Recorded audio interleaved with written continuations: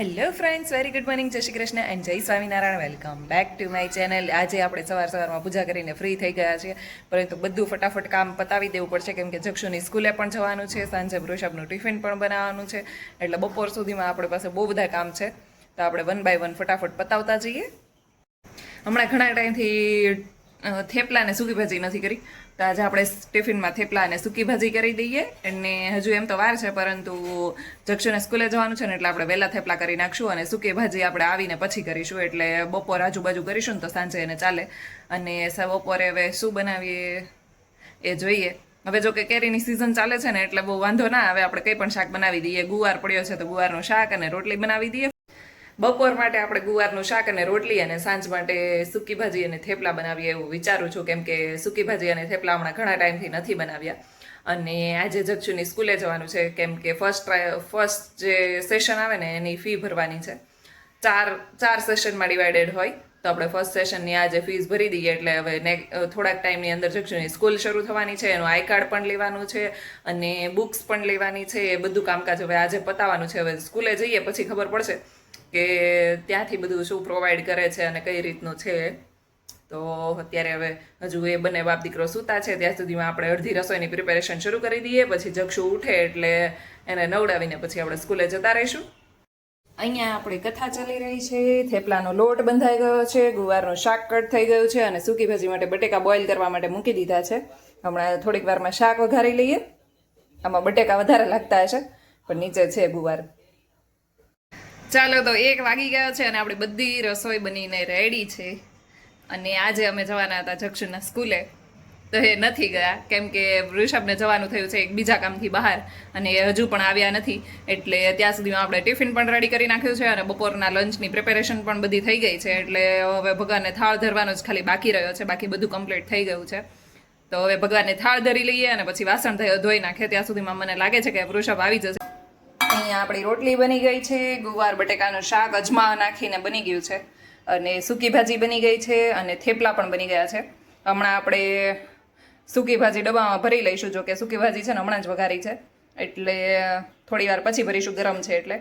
જો કે મિલ્ટનનો ડબ્બો છે એટલે બહુ વાંધો ના આવે, પણ તો પણ આપણે ગરમ ઠંડી થઈ જાય ને થોડી પછી ભરીશું. હજી જવાની તો અડધી કલાકની વાર છે. ચાલો, તો ભગવાનનો થાળ બનીને રેડી છે. રોટલી, ગુવાર બટેકાનું શાક, સૂકી ભાજી પણ અત્યારે ધરી લીધી છે અને ઠંડો ઠંડો કેરીનો રસ. 4:30 થઈ ગયા છે અને અમે લોકો થઈ ગયા છીએ રેડી. જક્ષુ તો બહાર પણ નીકળી ગયો છે, જો ડોર ખુલ્લો છે, બહાર નીકળી ગયો છે. અને અમે લોકો જઈ રહ્યા છે થોડી વાર નીચે આંટો મારવા માટે. થોડી વાર જક્ષુ નીચે રમી લે એટલે પછી અમારા લોકોને જક્ષુ માટે થોડું લેવા જવાનું છે.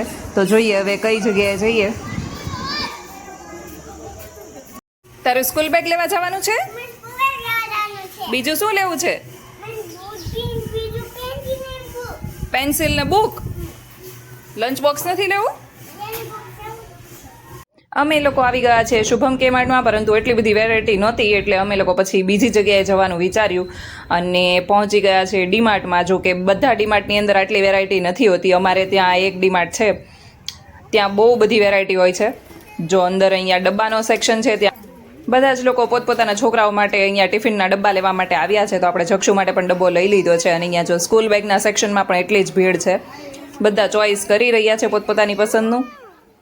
તો આપણે પણ ચોઈસ કરી લીધું છે. સ્કૂલ બેગ લઈ લીધું છે, ટિફિનનો ડબ્બો લઈ લીધો છે, નવી વોટર બોટલ લઈ લીધી છે. જો કે બધી વસ્તુ જક્ષુ પાસે ઓલરેડી છે, પરંતુ સ્કૂલે જવાના છે તો કંઈક નવું એક્સાઇટમેન્ટ હોય ને, એટલા માટે આપણે નવી વસ્તુ બધી લઈ દીધી છે એને.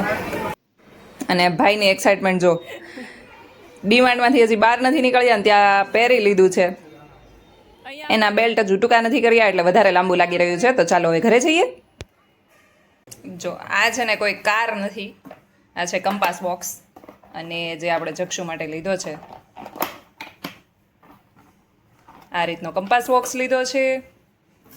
આ લંચ બોક્સ લીધો છે જેની અંદર એક નાની ડબ્બી પણ છે, એટલે કંઈ આપણે લિક્વિડ ભર્યું હોય, ચટણી કે એવું કંઈ આપવા માટેનું, તો એ અંદર એડ કરી શકાય. અને જક્ષુને આ ડાયનોસોરવાળું બેગ ગમતું હતું એટલે આપણે ડાયનોસોરવાળું બેગ લઈ લીધું છે. અને આની ક્વોલિટી બહુ જ સરસ છે. અને આ મસ્ત મજાની આપણે એક જક્ષુ માટે બોટલ લઈ લીધી છે. તો આ બધી વસ્તુ હવે જક્ષુ જ્યારે સ્કૂલે જશે ત્યારે આપણે એને જોડે આપીશું. તો આજ માટે બસ આટલું. કાલે મળીએ ફરી એક નવા બ્લોગની સાથે. ત્યાં સુધી ગુડ નાઇટ, જય શ્રી કૃષ્ણ એન્ડ જય સ્વામિનારાયણ. મારી ચેનલ ઉપર નવા હોય તો સબસ્ક્રાઇબ કરવાનું ભૂલતા નહીં. Thank you for watching. By.